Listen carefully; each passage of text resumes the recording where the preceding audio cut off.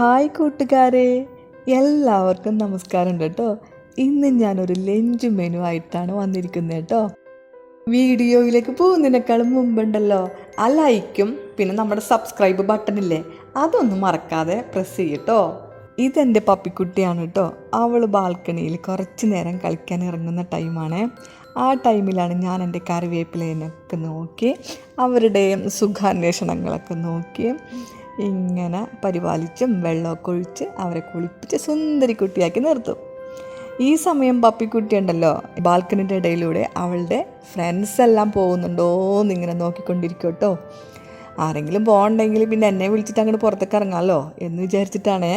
അങ്ങനെ അവളുടെ കൂട്ടുകാരൊക്കെ നോക്കിക്കൊണ്ടിരിക്കുന്ന സമയത്ത് ഞാൻ എൻ്റെ കറിവേപ്പിലിനെയൊക്കെ നന്നായിട്ട് നോക്കി കുറച്ച് വെള്ളമൊക്കെ ഒഴിച്ച് കൊടുത്ത് കറി വെക്കാൻ വേണ്ടിയിട്ട് കുറച്ച് കറിവേപ്പില ഞാൻ പൊട്ടിച്ചെടുത്തിട്ടുണ്ട് കേട്ടോ. എപ്പോഴും ഞാൻ എടുക്കാറൊന്നുമില്ല, പക്ഷേ വല്ലപ്പോഴും ഞാൻ നല്ല എന്താ പറയുക കുറച്ച് വെറൈറ്റി കറീസ് ഇപ്പോൾ എനിക്കിഷ്ടപ്പെട്ട വെജിറ്റബിളൊക്കെ ഉണ്ടാക്കുമ്പോഴൊക്കെ ഞാൻ കുറച്ച് കറിവേപ്പില പോയിട്ട് മുറിച്ചെടുക്കാറുണ്ട്. അപ്പോൾ എന്നാൽ എനിക്കിത്തിരി വിഷമമാണെങ്കിലും ഞാൻ സമ്മതമൊക്കെ ചോദിച്ചിട്ട് എടുക്കുള്ളൂ കേട്ടോ.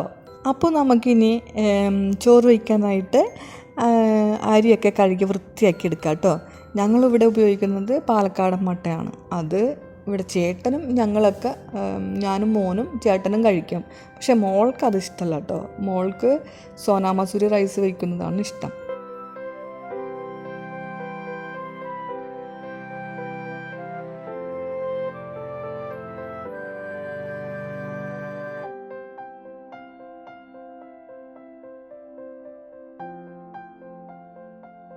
അരിയൊക്കെ നന്നായിട്ട് കഴുകി എടുത്തിട്ടുണ്ട്. ഇനി നമുക്കതിനെ കുക്കറിലിട്ട് നന്നായിട്ടൊന്ന് വേവിച്ചെടുക്കാം കേട്ടോ.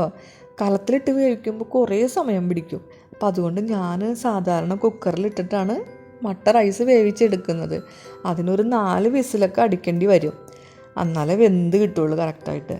അപ്പോൾ നമുക്ക് അരി വേവാൻ വെച്ചിട്ടുണ്ട്. ഇനി നമുക്ക് പൈനാപ്പിൾ കറി ഉണ്ടാക്കാൻ വേണ്ടിയിട്ട് കുറച്ച് പച്ചമുളകും ഇഞ്ചിയും കറിവേപ്പിലയും ചെറുള്ളിയൊക്കെ നന്നാക്കി എടുക്കാം കേട്ടോ. ഓരോരോ സ്ഥലത്തും ഓരോരോ പേരുകളാണ് കേട്ടോ. അപ്പോൾ അതുകൊണ്ട് എനിക്കറിയില്ല നിങ്ങളുടെയൊക്കെ നാട്ടിൽ എന്താ പറയണമെന്ന്. പക്ഷേ എൻ്റെ അമ്മ പറയാറുള്ളത് എരിപുളി എന്നാണ്.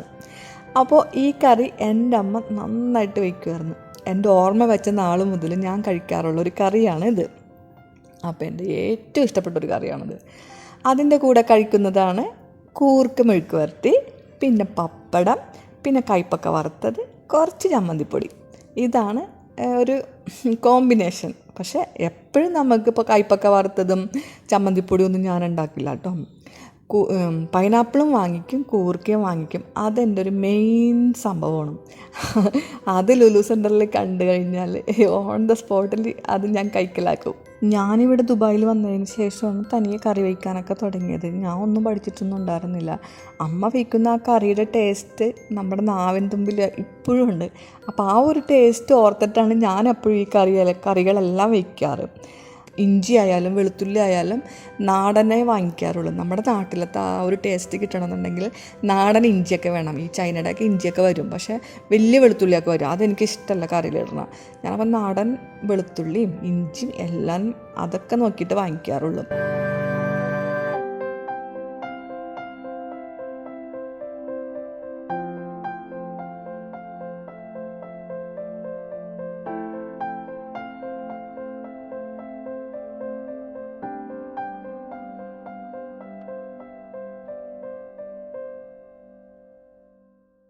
ഇപ്പം ഞാൻ ചെറുള്ളിയൊക്കെ നന്നാക്കി എടുത്തിട്ടുണ്ട്. ഒരു 10 ചെറുള്ളി എടുത്തിട്ടുണ്ട്, ഒരു കഷ്ണം ഇഞ്ചി, 3-4 പച്ചമുളക്, പിന്നെ ചെറിയ വെളുത്തുള്ളി ഒരു 3-4 അല്ലി എടുത്തിട്ടുണ്ട്. പിന്നെ എന്താ പറയുക കറിവേപ്പില ആവശ്യത്തിന് നമ്മൾ എടുത്തിട്ടുണ്ട്. അപ്പോൾ ഇതെല്ലാം കൂടി നമുക്ക് ഇനി ഒരു ചട്ടി വെച്ചിട്ട് 2-3 ടേബിൾ സ്പൂൺ വെളിച്ചെണ്ണ ഒഴിച്ച് നന്നായിട്ടൊന്ന് വഴറ്റിയെടുക്കാം കേട്ടോ. ആ ഒരു കളർ മാറുമ്പോഴും നമുക്ക് ഉള്ളിയൊക്കെ ഒന്ന് ജസ്റ്റ് ഒന്ന് വഴണ്ടി വരുമ്പോഴേക്കും നമ്മൾക്കതിലേക്ക് ഒരു 1/2 ടീസ്പൂൺ മഞ്ഞൾപ്പൊടിയും 1 ടീസ്പൂൺ കാശ്മീരി മുളക് പൊടിയും കൂടി ഇട്ടിട്ട് അതിൻ്റെ ഒരു പച്ചമണം മാറുന്ന വരെ നമുക്ക് ഒന്ന് വഴറ്റി കൊടുക്കാം കേട്ടോ. അതിന് ശേഷം നമ്മൾക്ക് ഈ പൈനാപ്പിളും കൂടി ഇട്ട് നന്നായിട്ട് വഴറ്റി കൊടുക്കണം. കാരണം ഞാൻ പൈനാപ്പിൾ വെള്ളം ഒഴിച്ച് വേവിച്ചെടുക്കാറില്ല. എപ്പോഴും ഇങ്ങനെ പച്ചക്കറികളൊക്കെ വയ്ക്കുന്നത് എപ്പോഴും ഇങ്ങനെ വഴറ്റിയെടുക്കാറാണ് പതിവ്, അങ്ങനെ വേവിക്കാറാണ് പതിവ്. അപ്പോൾ ഇതൊന്ന് നന്നായിട്ട് വഴണ്ട് വരുന്ന വരെ നമുക്ക് ഇത് നന്നായിട്ട് വഴറ്റിയെടുക്കാം.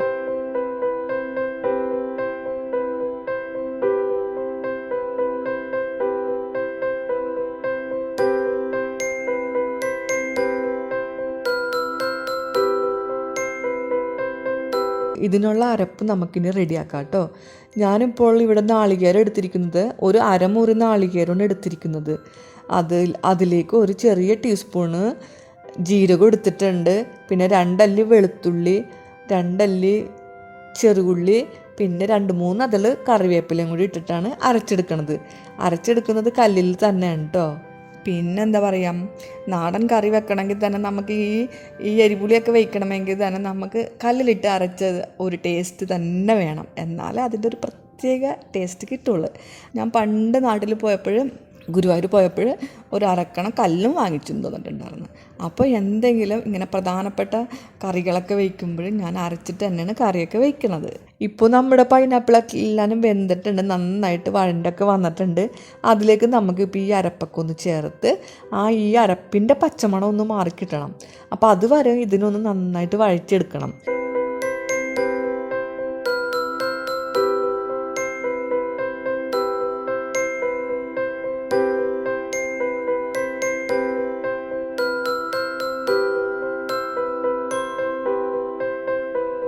ഇതാ നോക്കിയേ, ഇപ്പോൾ അരപ്പിൻ്റെ പച്ചമണമെല്ലാം മാറിയിട്ടുണ്ട്. നമുക്കിതിലേക്ക് ഇനി മോരൊഴിച്ച് കൊടുക്കാം. നമ്മുടെ നാട്ടിലൊക്കെ തൈര് മിക്സിയിലിട്ട് അടിച്ചിട്ട് നന്നായിട്ട് ലൂസാക്കിയിട്ടാണ് മോരാക്കി എടുക്കാറ്. അപ്പോൾ അതാണ് ഒഴിക്കാറ്. ഇവിടെ വാങ്ങിക്കുന്ന ലബൻ നല്ല കട്ടിയുള്ള ലബൻ തന്നെയാണ്. അപ്പോൾ പിന്നെ തൈര് വാങ്ങിച്ചിട്ട് മിക്സിയിലിട്ട് അടിച്ച് ലൂസാക്കി എടുക്കേണ്ട ആവശ്യമൊന്നുമില്ല. അപ്പം ഞാനിവിടെ 1/2 ലിറ്റർ ലബനോളം ഞാൻ എടുത്തിട്ടുണ്ട്. അത് നമുക്കിപ്പോൾ ഒഴിച്ച് കൊടുക്കാം. തിളക്കാൻ നിൽക്കണ്ട, ഇളക്കിക്കൊണ്ടേയിരിക്കുക കേട്ടോ കുറച്ച് നേരം. അപ്പോൾ ഇതാണ് എൻ്റെ ഒരു പാകം കേട്ടോ. ഇനി നമുക്ക് ഈ മോരുകറിനെ നമുക്ക് താളിച്ചെടുക്കാം. താളിക്കാൻ വേണ്ടിയിട്ട് 2 ടേബിൾ സ്പൂൺ വെളിച്ചെണ്ണ ഒഴിച്ചിട്ടുണ്ട്. അതിലേക്ക് കുറച്ച് കടുകും 2-3 ഉലുവയും പൊട്ടിച്ചിട്ടിട്ടുണ്ട്. പിന്നെ നമുക്കൊരു 3-4 ഉണക്കമുളകും, കുറേ കറിവേപ്പിലയുടെ ഇന്ന് ഉത്സവം ഒരുക്കുള്ളൂ എല്ലാ കറിയിലും കേട്ടോ. അത്രയ്ക്ക് കറിവേപ്പില ഞാൻ പൊട്ടിച്ചെടുത്തിട്ടുണ്ട്. അപ്പോൾ കറിവേപ്പിലയും എല്ലാം കൂടി ഇട്ട് താളിച്ചിട്ട് എന്താ പറയുക, അതിലേക്ക് കുറച്ച് മുളക് പൊടിയും കൂടി ഇട്ട് മൂപ്പിച്ചെടുത്ത് കഴിഞ്ഞാൽ കറിക്ക് നല്ലൊരു ഭംഗിയുള്ളൊരു കളർ കിട്ടും.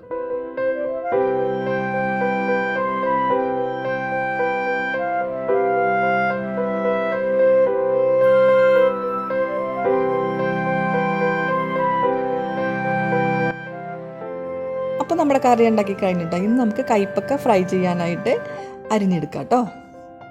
നല്ല നാടൻ കയ്പ്പക്കയാണ് കണ്ടോ. ഈ വെള്ള കയ്പ്പക്ക നമുക്കിവിടെ കിട്ടാറില്ല. നമുക്ക് എപ്പോഴും ഇവിടെ കിട്ടുന്നത് ഒരു പച്ച കളറിലാണ്.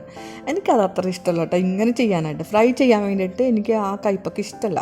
തോരനൊക്കെ വയ്ക്കാൻ നല്ലതാണ് കേട്ടോ, ഒട്ടും കയ്പ്പില്ല അതിന്. പക്ഷേ നമ്മൾ ഇങ്ങനെ പച്ചടിയൊക്കെ ഉണ്ടാക്കാൻ വേണ്ടിയിട്ട്, ഇതേപോലെ കൊണ്ടാട്ടം ഉണ്ടാക്കാൻ വേണ്ടിയിട്ടൊക്കെ നമ്മൾ ഈ വെളുത്ത കയ്പ്പക്കയാണ് ഭയങ്കര ടേസ്റ്റ്. അപ്പം അത് കിട്ടിയ സന്തോഷത്തിൽ ഞാനിങ്ങനെ അരിഞ്ഞൊക്കെ എടുത്ത് ഇങ്ങനെ ഫ്രൈ ചെയ്യാനൊക്കെ മസാലയൊക്കെ തേക്കാണ്. അതിനകത്ത് ഞാൻ മുളക് പൊടി, 1 ടീസ്പൂൺ മുളക് പൊടി, 1 ടീസ്പൂൺ അരിപ്പൊടി, പിന്നെ ഒരു നുള്ളു കായം, പിന്നെന്താ പറയുക, ഒരു 1/4 ടീസ്പൂൺ മഞ്ഞൾപ്പൊടിയും ഉപ്പും കൂടിയിട്ട് നന്നായിട്ട് പുരട്ടി വെച്ചിട്ടുണ്ട്. അതൊന്ന് കുറച്ച് നേരം മസാല ഒക്കെ പിടിക്കാൻ വേണ്ടിയിട്ട് വെച്ചു കേട്ടോ. ഇനി നമുക്കതിനെ വറുത്തെടുക്കാം കേട്ടോ. ഇപ്പോൾ ചീനച്ചട്ടി ചൂടായി, നമ്മൾ കയ്പ്പക്ക വറുത്തെടുക്കണേ.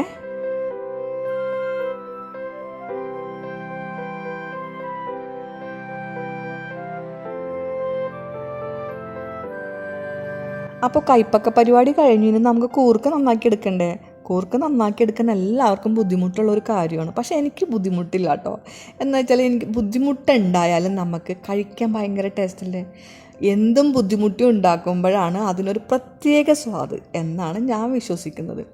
അപ്പോൾ എനിക്ക് ബുദ്ധിമുട്ടാൻ ഭയങ്കര ഇഷ്ടമാണ്. ഞാൻ അതിനെ പതിയെ കത്തി കൊണ്ട് തോലൊക്കെ കളഞ്ഞ് വൃത്തിയാക്കി നന്നായിട്ട് വേവിച്ചൊക്കെ എടുത്ത് വെച്ചിട്ടുണ്ട്. ഇനി നമുക്കതിനെ വഴറ്റിയെടുക്കാൻ വേണ്ടിയിട്ട് വെളിച്ചെണ്ണ ഒഴിച്ചതിന് ശേഷം കുറച്ച് കടുകിട്ട്, പിന്നെ കുറച്ച് കുഞ്ഞുള്ളി ഇതിൽ അധികം എടുത്താലും കുഴപ്പമൊന്നുമില്ല കേട്ടോ. ഞാനിങ്ങനെ ഇതൊക്കെ എൻ്റെ ഇഷ്ടത്തിനിങ്ങനെ എന്താ പറയുക കുറച്ച് കൂടുതലൊക്കെ എടുക്കും.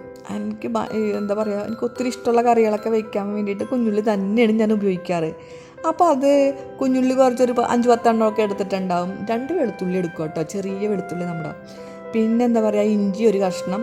ഇതെല്ലാം കൂടി ഇട്ട് നന്നായിട്ട് വഴറ്റി, കറിവേപ്പിലൊക്കെ ഇട്ട് നന്നായിട്ട് വഴറ്റിയതിന് ശേഷം ഒരു 1/4 ടീസ്പൂൺ മഞ്ഞൾപ്പൊടിയും 1 ടീസ്പൂൺ കാശ്മീരി മുളക് പൊടിയും കൂടി ഇട്ട് നന്നായിട്ട് മൂപ്പിച്ചെടുക്കുക. അതിനുശേഷം നമുക്ക് കൂർക്ക, വേവിച്ച് വെച്ചിരിക്കുന്ന കൂർക്ക അങ്ങോട്ട് എടുത്തിടാം. പിന്നെ അങ്ങോട്ട് ഈ എണ്ണയിൽ കിടന്ന് നന്നായിട്ട് ഈ മസാലയിൽ കിടന്ന് നന്നായിട്ട് വഴറ്റിയെടുക്കാം. എന്താ ഒരു ടേസ്റ്റ് എന്നറിയോ, എനിക്ക് വായിൽ വെള്ളം വന്നിട്ട് വയ്യ, അത്രക്ക് നല്ല സ്മെല്ലാണ് ഇതിൻ്റെ വരുന്നത്.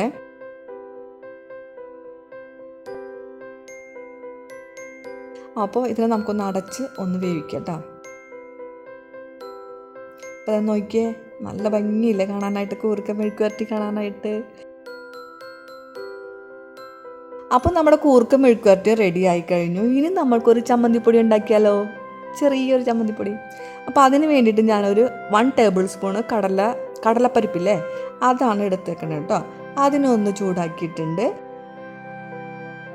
3-4 കുഞ്ഞുള്ളി കൂടി ഇട്ട് ചെറിയൊരു കഷ്ണം ഇഞ്ചിയും കൂടി ഇട്ടിട്ട് ഒന്ന് വഴണ്ടതിന് ശേഷം 1 കപ്പ് തേങ്ങോളം ചിരകിയത് എടുത്തിട്ട് നന്നായിട്ട് വറുത്തെടുക്കാം. നല്ലോണം മൂപ്പിച്ചെടുക്കാം കേട്ടോ. നമുക്ക് മൂത്ത് വരുമ്പോൾ നമുക്ക് 1 ടീസ്പൂൺ മുളക് പൊടിയും കൂടി ചേർക്കാം. പിന്നെ ചെറിയൊരു നെല്ലിക്ക വലിപ്പത്തിൽ നമ്മൾ അതിനകത്ത് എന്താ പറയുക, കോൽപ്പുളി ചേർക്കുന്നുണ്ട് കേട്ടോ. പിന്നെ അതിലേക്ക് കറിവേപ്പിലയും കൂടിയൊക്കെ ഇട്ടിട്ട് നമുക്ക് നന്നായിട്ട് വറുത്തെടുക്കാം കേട്ടോ. അതിനുശേഷം നമുക്ക് ഇതിനെ ജസ്റ്റ് ഒന്ന് മിക്സിയിലിട്ട് ഒറ്റ കറക്കൽ അത്ര മതിയാവും. അപ്പോഴേക്ക് നന്നായിട്ട് പൊടിഞ്ഞ് കിട്ടും. അതല്ല ഇനി മിക്സിയിൽ അടിക്കണമെന്നില്ല, കല്ലിൽ വെച്ചിട്ട് നമുക്ക് ഒന്ന് ജസ്റ്റ് ഒന്ന് അരച്ചെടുത്താലും സംഭവം ഉഷാറായി. എന്നിട്ട് എന്താ ചെയ്യേണ്ടതെന്ന് വെച്ചാൽ ഇതിനകത്തേക്ക് നമുക്ക് വേണമെങ്കിൽ പപ്പടം വറുത്തതില്ലേ, പപ്പടം 2 എണ്ണം എടുത്തിട്ട് അങ്ങോട്ട് പൊടിച്ച് ചേർത്ത് കഴിഞ്ഞാലുണ്ടല്ലോ, എന്താ ഒരു ടേസ്റ്റ് എന്നറിയോ ഈ ചമ്മന്തിപ്പൊടിയിലും. ഒന്ന് ട്രൈ ചെയ്ത് നോക്ക് കേട്ടോ, നല്ല ടേസ്റ്റാണ് ഇതിൻ്റെ കൂടെ.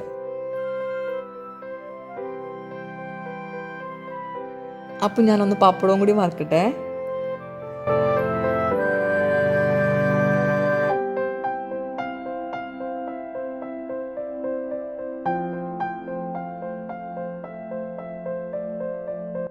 അപ്പോൾ പപ്പടം എല്ലാം വറുത്ത് കഴിഞ്ഞ് നമുക്ക് ചോറുണ്ടല്ലോ. അപ്പോൾ കഴിഞ്ഞ പ്രാവശ്യം ലുലു സെൻ്ററിൽ പോയപ്പോൾ ഇല വാങ്ങിച്ചിട്ടുണ്ടായിരുന്നു, അതിൽ 2 ഇല ബാക്കിയുള്ള ഉണ്ടായിരുന്നു. അപ്പോൾ അതിൽ ഇന്ന് ചോറുണ്ടാൻ പോവേണേ.